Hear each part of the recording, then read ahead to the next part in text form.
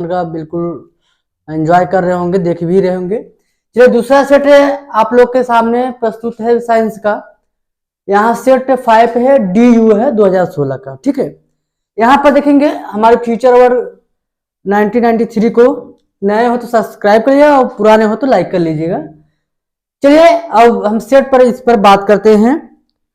Question भेज रहा हूँ। ठीक है, देखिए पहला नंबर सवाल कह रहे हैं 50 सेंटीमीटर फोकस दूरी के अवतल लेंस की क्षमता ज्ञात करना। देखिए बेटा पहला नंबर दिया है कि F बराबर कितना दिया है 50 सेंटीमीटर है और कह रहा है क्षमता की गणना कीजिए। ठीक है, तो बेटा अगर सेंटीमीटर में दिया है तो उसका फार्मूला होता है P बराबर 100/F होता है।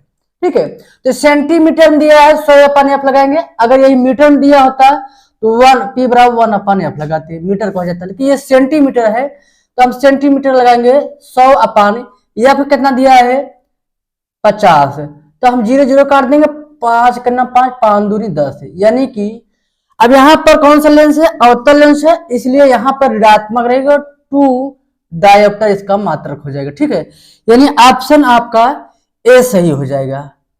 ठीक है, ए सही हो जाएगा। दूसरा देखेंगे, दूसरा क्या है चुंबकीय क्षेत्र का मात्रक होता है। चुंबकीय क्षेत्र का मात्रक दोस्तों होता है वेबर प्रति मीटर स्क्वायर होता है। क्या होता है, मीटर होता है। चुंबकीय फ्लक्स का मात्रक वेबर होता है, लेकिन चुंबकीय क्षेत्र कह देगा तो वेबर प्रति मीटर स्क्वायर हो जाता है। तीसरा सवाल देखिए, हीटर का तार बना होता है, तो हीटर का जो तार होता है, हीटर का तार नाइक्रोम का बना होता है। किस चीज का बना होता है, नाइक्रोम का प्रयोग करते हैं हम। चलिए 4 नंबर देखेंगे, ताप बढ़ाने किसी चालक का प्रतिरोध, कोई भी धातु होता है अगर उसका आप ताप बढ़ा रहे हैं तो उसका जो है प्रतिरोध बढ़ता है।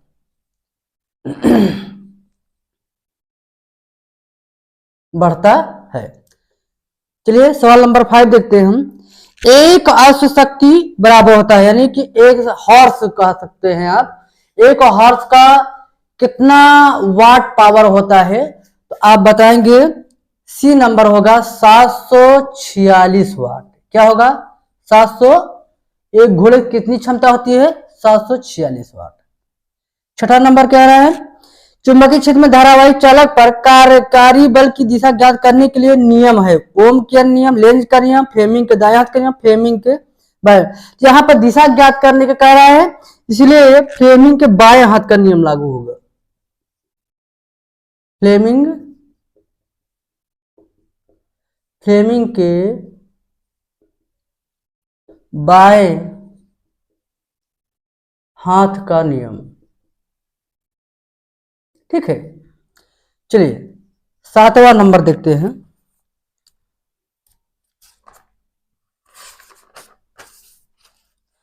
दो विद्युत बल्बों की सामर्थ्य 60 वाट और 100 वाट है। देखिए दो दिया है, एक P1 का मान जो है 60 वाट दिया है, दूसरा P2 का मान दिया है दोस्तों 100 वाट दे दिया है।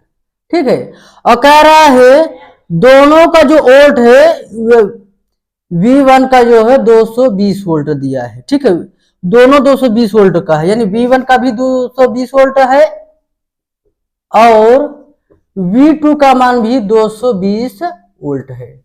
ठीक है, तो कह रहा है प्रतिरोधों का अनुपात बताइए, यानी कि R1:R2 पूछ रहा है। ठीक है, आइए हम इधर देखते हैं। आप जानते हैं P बराबर होता है V² R। ठीक है, तो R को हम यहां ले आते हैं, P के यहां ले आते हैं, यानी कि R बराबर का हो जाएगा V²/P। ठीक, तो यहां पर इसको R1 मान लेते हैं, इसे P1 मान लेते हैं, क्योंकि वोल्ट दोनों को बराबर है।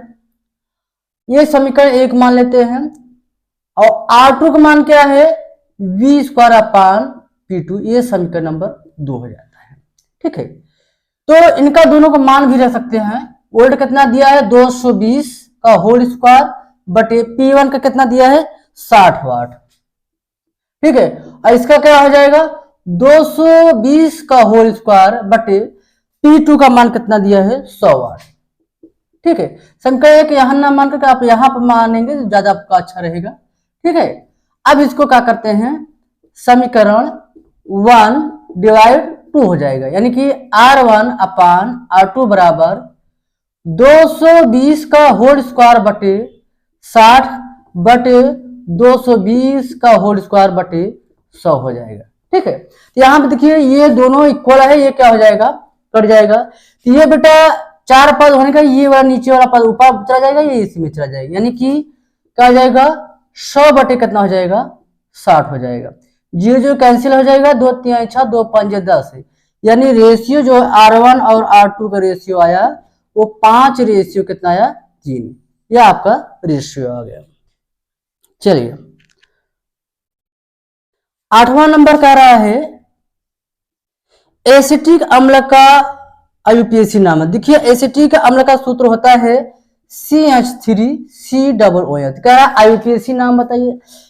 तो यहां पर देखिए अगर C जिसमें क्रियात्मक समूह COOH जुड़ा होता है उसको जो है ओइक अम्ल कहा जाता है। क्या कहा जाता है, ओइक अम्ल। यहां पर देखेंगे कितने कार्बन है, कहेंगे 2 कार्बन है, 2 कार्बन का क्या कहा जाता है, एथेन कहा जाता है। ठीक है, तो अगर उसमें COOH तो ओइक अम्ल जो है एथेनोइक, एथेनोइक भी कहा जाता है, एथेनाइक भी कहा जाता है। ठीक है, एथेनोइक कहिए चाहे एथेनाइक अम्ल, ये 2 आईयूपीएसी नाम हो जाता है। ठीक है, 9 नंबर देखेंगे ताम्रग्राम का रासायनिक सूत्र क्या है। ताम्रग्राम का चाहे क्यूप्रस सल्फाइड के, दोनों एक ही बात होता है। ठीक है, इसमें वाले में ऑप्शन ए सही हुआ और 8 नंबर में बी सही हुआ। ठीक है, और 9 नंबर में क्या होता है, ए सही होगा, क्यूप्रस सल्फाइड कहिए चाहे ताम्रग्राम कहिए, पहला सही होगा Cu2S। 10 नंबर देखेंगे प्राकृतिक गैस का प्रमुख अवयव है, प्राकृतिक गैस का प्रमुख अवयव है मेथेन। क्या कहेंगे, CH4 कहिए, चाहे इसको मेथेन भी कह सकते हैं। ठीक है, हाँ 11 नंबर देखेंगे निम्नलिखित में से एल्काइन है जी। एल्काइन का सामान्य सूत्र क्या होता है दोस्तों, एल्काइन का सामान्य सूत्र होता है CnH2n-2 होता है। ठीक है, एल्केन का होता है CnH2n+2 होता है, एल्किन का होता है CnH2n होता है, और एल्काइन का क्या होता है CnH2n-2 होता है। तो कह रहा है आप बताइए कि इसमें कौन सा एल्काइन का सूत्र लागू हो रहा है। इसमें देखेंगे C3 ज्यादा है तो हम इसी को ट्राई कर लेते हैं। तो C3 के लिए चेक करेंगे, C3 2 गुणे 3-2 यानी क्या आ जाएगा, C3 3 दूनी 6, 6 दूनी करके क्या आ जाएगा 4। तो यहाँ पर ऑप्शन नंबर 4 आपका आ रहा है, ऑप्शन नंबर 4 आया है, डी आपका लॉक हो जाएगा इसमें। ठीक है, चलिए 12 नंबर देख रहे हैं क्लोराइड अयस्क का उदाहरण है। तो इसमें क्लोराइड अयस्क का उदाहरण है हार्न सिल्वर। क्या कहेंगे,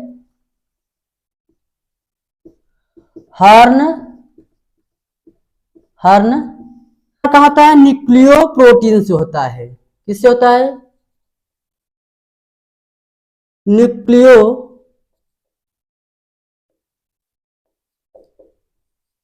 प्रोटीन से होता है। ठीक है, सवाल नंबर 15 देखेंगे। कह रहा है निषेचन के दौरान परागण से निकलने वाली पराग नलिका समानता किसके द्वारा बीजांड में प्रवेश किया जाता है। तो बीजांड में जो प्रवेश करता है वह अंड द्वारा होता है, यानी कि इसमें डी लॉक हो जाएगा। इसमें क्या होगा, इसमें भी डी ही सही हुआ, इसमें क्या हो जाएगा अंड द्वारा। ठीक है, 16 नंबर देखिए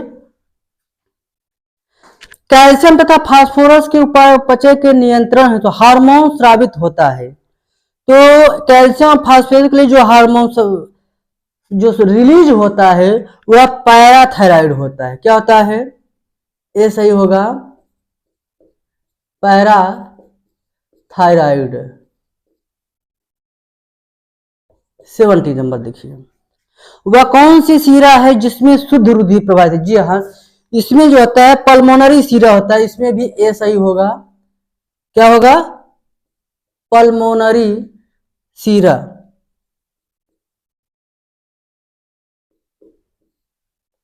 एटीन नंबर देखिए, प्रचलित रूप से ऊर्जा ग्रह कहा जाता है। ऊर्जा ग्रह कहिए, ऊर्जा ग्रह कहिए, चाहे आप पावर हाउस भी कह सकते हैं या माइट्रोकांडिया भी कह सकते हैं। इसी क्या कहेंगे? माइट्रोकांडिया। माइट्रोकांड्रिया क्या कहेंगे? माइट्रोकांड्रिया कहेंगे। चलिए 19 नंबर दिया है, पुरुष में गुणसूत्रों की संख्या कितनी होती है?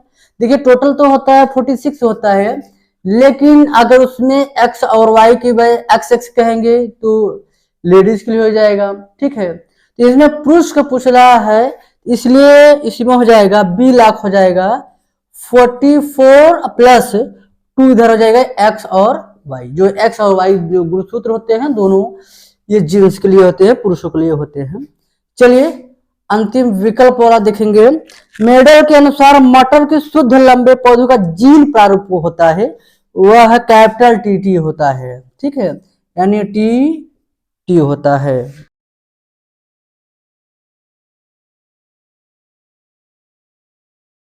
वे दोष जो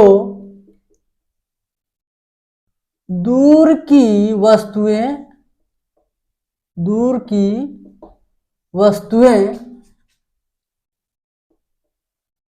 स्पष्ट दिखाई देती हूं, दूर की वस्तुएं स्पष्ट दिखाई देती हूं, परंतु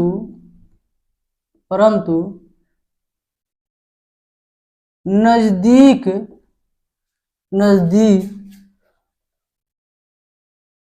की वस्तुएं स्पष्ट न दिखाई देती हूं,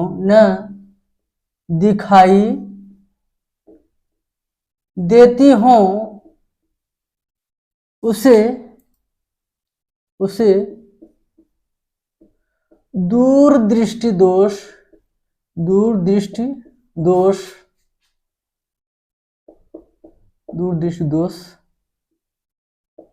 कहते हैं। ठीक है, इसमें जो होता है दूरदृष्टि दोष और निकट दृष्टि दोष होता है। तो निकट दृष्टि दोष में अवतल लेंस का प्रयोग किया जाता है, जबकि दूर दृष्टि में कौन सा? इसमें लिख सकते हैं, इसमें उत्तल लेंस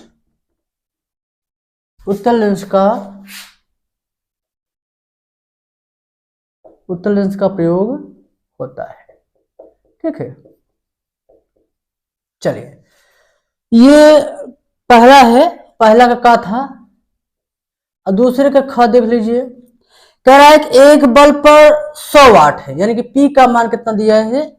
100 वाट दिया है, और 220 वोल्ट, यानी कि V बराबर क्या है? 220 वोल्ट है। ठीक है, इसका प्रतिरोध यानी R की गणना करना। किसका? तो आप जानते हैं P बराबर का होता है V² अपान R होता है, यानी R को यहां ले आएंगे, P को यहां ले आएंगे, तो क्या हो जाएगा? दिस इंप्लाई दैट R बराबर V² अपान P। तो V का मान कितना दिया है? 220 वोल्ट, यानी दो बार इसको हम ले लेते हैं, 220 गुणे 220 बटे 100 दिया है, डबल जीरो कट जाएगा, 22 में 484 हाँ ओम आ जाएगा। ठीक है, दूसरा सवाल आप लोग देखेंगे। कह रहा है प्रिज्म पर श्वेत प्रकाश डालते हुए 7 रंगों में विभक्त का चित्र बनाइए। जब किसी पहला नंबर व विक्षेपण किसे कहते हैं? जब किसी प्रिज्म पर प्रकाश डाला जाता है तो 7 रंगों में विभक्त हो जाने की क्रिया को या घटना को हम क्या कहेंगे? वर्ण विक्षेपण कहते हैं। देखिए यहाँ पर चित्र के सिर्फ बनाने कहा गया। अगर मान ली ये क्या है? प्रिज्म है। ये क्या है?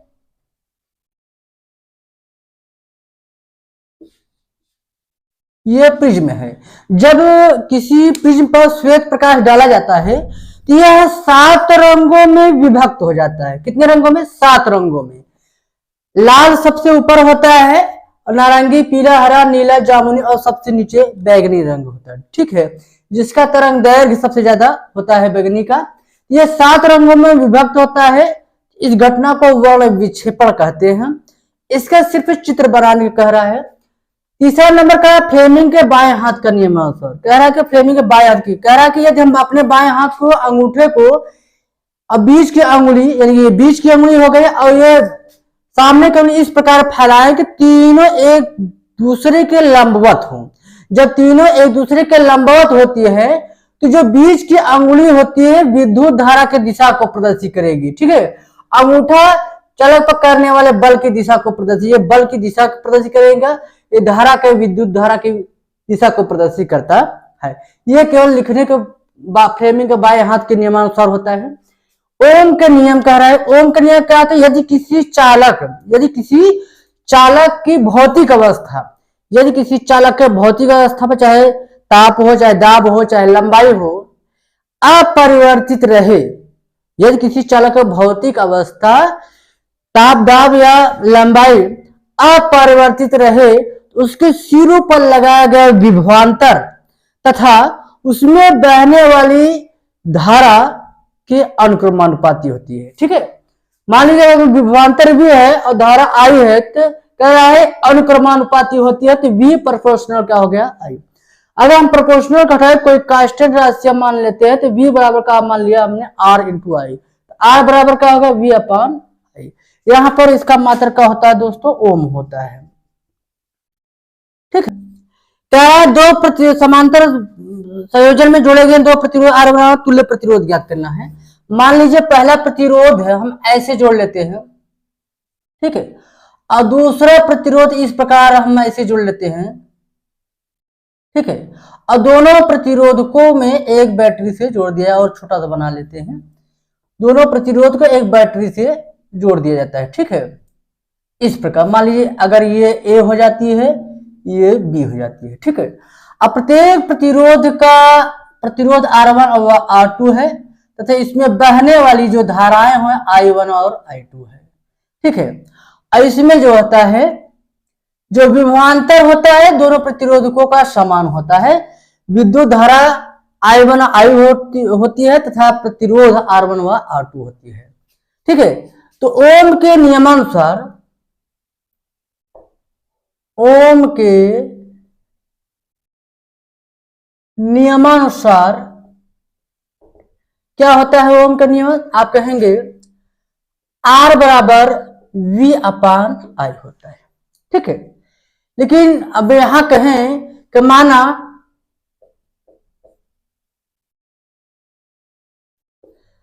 समांतर श्रेणी में प्रत्येक प्रतिरोध R1 व R2 तथा विद्युत धारा I1 व I2 है। ठीक है, तथा विभवांतर V वोल्ट है, V वोल्ट है, V वोल्ट होता है। ठीक है, तो आपने कहा कि ओम के नियम R बराबर V अपान I होता है। ठीक है, तो हमने क्या कहा? I बराबर का होता है, आप कहेंगे V अपान I हो जाएगा। अब आप प्रथम प्रतिरोध के लिए हो जाएगा तो ये I1 हो जाएगा, और यहाँ V I बराबर का आएगा, यहाँ पर R हो जाएगा, इसमें R माना गया। ठीक है, इसको समीकरण 1 मान लेते हैं। उसी प्रकार द्वितीय प्रतिरोध विद्युत धारा के लिए हो जाएगा V अपान R2। अब यहाँ पर हमने विभवांतर, क्योंकि दोनों को विभवांतर समान है इसलिए दोनों को हम बराबर मान लेते हैं। अब समीकरण 1 को समीकरण 2 से जोड़ने पर इनको क्या करते हैं? समीकरण 1 प्लस समीकरण 2 से जोड़ेंगे तो I1 प्लस I2 बराबर का हो जाएगा V अपान R1 प्लस V अपान R2। ठीक है, तो I1 प्लस I2 बराबर का हो जाएगा, तो V काम ले लेंगे तो 1 अपान R1 प्लस 1/R2 हो जाएगा। ठीक है, तो आप जानते हैं कुल विद्युत धारा क्या हो जाएगा। तो अगर तुल्य धारा कहिए चाहे कुल विद्युत धारा कहिए, तुल्य विद्युत धारा क्या होगा, तो I बराबर का आ जाएगा I1 प्लस I2 हो जाएगा। ठीक है, तो I1 प्लस I2 का स्थान क्या रखेंगे, I रख देंगे, तो यहां रखेंगे तो I बराबर का हो जाएगा V1/R1 प्लस 1/R2 हो जाएगा। ठीक है, तो I बराबर हम क्या कर देंगे, V नीचे ले आ लेंगे, I/V बराबर 1/R1 प्लस स्मॉल r लिखेंगे, R1 प्लस 1/R2। ठीक है, अब आगे लिखेंगे, क्योंकि आप जानते हैं R बराबर V/I होता है, R बराबर का होता है V/I होता है, या स्मॉल r ही कर देंगे, कोई दिक्कत नहीं है। तो यहाँ पर I/V है, तो हम क्या करते हैं, इसको बटे 1 कर लेते हैं, इसको जस्ट हम पलट देते हैं, तो क्या हो जाएगा 1/R बराबर I/V। तो यहाँ I/V है, तो I/V के स्थान पे यहाँ पर रख देंगे, तो क्या आ जाएगा 1/R बराबर का हो जाएगा 1/R1 प्लस 1/R2। ये आपका समांतर श्रेणी का 2 मीटर लंबे चालक, देखिए लंबाई क्या दिया है 2 मीटर। ठीक है, लंबे चालक में 3 एम्पियर की धारा बह रही है, I बराबर कितना हो 3 एम्पियर का रहा, इसलिए ये लिखा जाएगा। विद्युत धारा बहती है, चालक को 2.5 वोल्ट, बी का मान दिया, चुंबकीय क्षेत्र दिया है, कितना दिया है 2.5 वेबर प्रति मीटर स्क्वायर। कह रहा है थीटा बराबर 30 अंश पर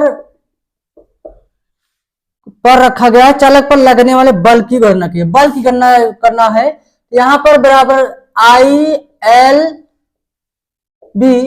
साइन थीटा होता है। ठीक है, तो अब यहां पर केवल वैल्यू रखना, I का वैल्यू कितना दिया है 3 दिया है, लंबाई 2 मीटर दिया।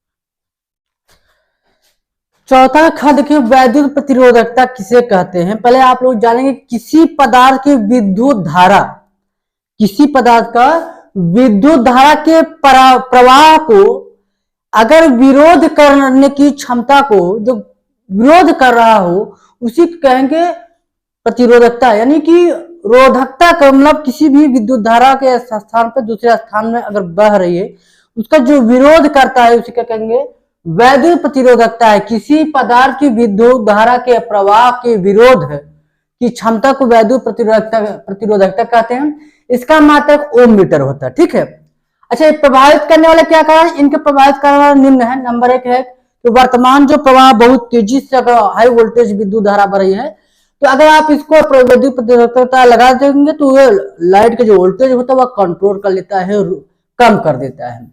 दूसरी बात, ये सिग्नल स्तर को समायोजित करता है, सिग्नल जहां जरूरत पड़ती है वहां पर समायोजित करता है, वोल्टेज को विभाजित भी कर देता है।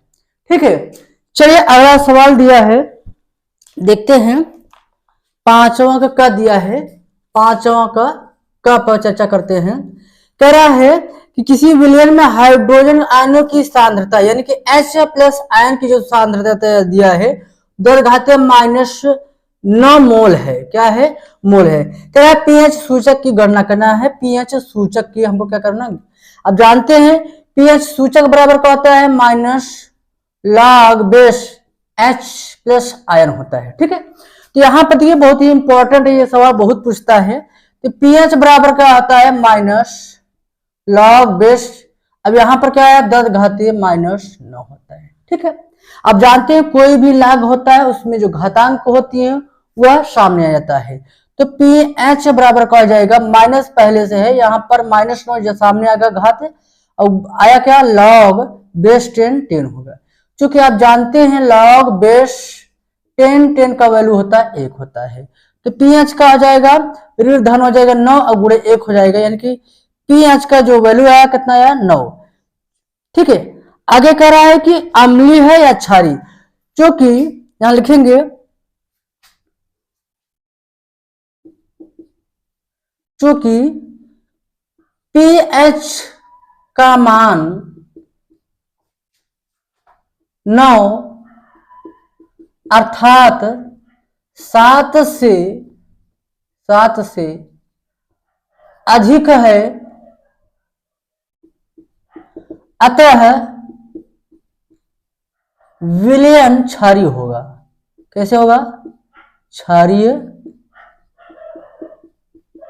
विलयन क्षारीय होगा।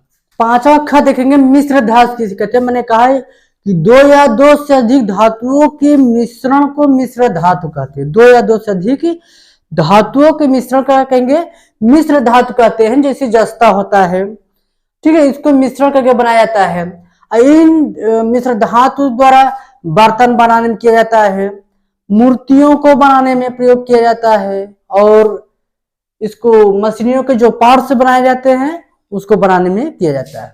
ठीक है, ये छठा कद की सजातीय श्रेणी किसे कहते हैं कि किसी कार्बनिक यौगिक का वह श्रेणी जिसमें समान क्रियात्मक समूह आते हैं उसे कहेंगे सजातीय श्रेणी कहा जाता है। ठीक है, जैसे मेथेन, एथेन, प्रोपेन, तो इसमें कार्बन और हाइड्रोजन दोनों आते रहते हैं, इसे क्या कहेंगे? सजातीय श्रेणी कहते हैं। ठीक है, ख नंबर का ब्लीचिंग पाउडर बनाने की प्रयोगशाला विधि बताइए। देखिए, इस प्रकार विधि में संयंत्र में क्षैतिज अवस्था में एक ऊपर एक रखे हुए कई पाइप होते हैं जो एक दूसरे से जुड़े होते हैं। प्रत्येक पाइप में शेफ्ट लगा होता है, ठीक है, जिस पर ब्लेड लगे होते हैं। ये शेफ्ट क्षैतिज अवस्था में घूमता है। इस क्षैतिज अवस्था में इस प्रकार ब्लेड लगा होता है और घूमते रहते हैं, और उसके साथ इसमें चूना डाला जाता है। ठीक है, जब चूना डालती है इस प्रकार घूमते रहते हैं, और जब क्लोरीन गैस जिसमें प्रवाहित की जाती है तो ये जाकर क्या बना देता है? Bleaching powder. ब्लीचिंग पाउडर जानते हैं कीटाणु मारने में इसका प्रयोग किया जाता है। इसका रिएक्शन देखिए, भूजा चूना और क्लोरीन गैस जैसे प्रवाहित करेंगे ये कैल्शियम यहाँ पर आएगा और क्लोरीन के साथ क्रिया करके ब्लीचिंग पाउडर और 1 मॉलिक्यूल जल बाहर निकाल देता है। ठीक है, तो ये इस विधि को हम कहेंगे ब्लीचिंग पाउडर द्वारा बनाया जाता है। ठीक है,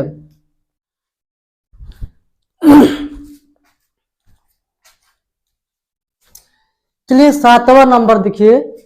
7वां नंबर, जो साबुन को जल में डाला जाता है, कहा जाता है जब साबुन को जल में डालने पर मिसेल झाग, ठीक है, बनता है, क्योंकि साबुन के दो होते, एक लंबी हाइड्रोकार्बन का पुच्छ होता है, दूसरा होता है ऋणात्मक सिरा। ठीक है, जो पुच्छ जल विरा होता है, जल विरोधी होता है, वह सिर जल रागी होता है। ठीक है, जब यह जल ध्रुवीय विलायक के साथ क्रिया करते हैं तो आवेशित भाग के कारण जलरागी भागा जाता है।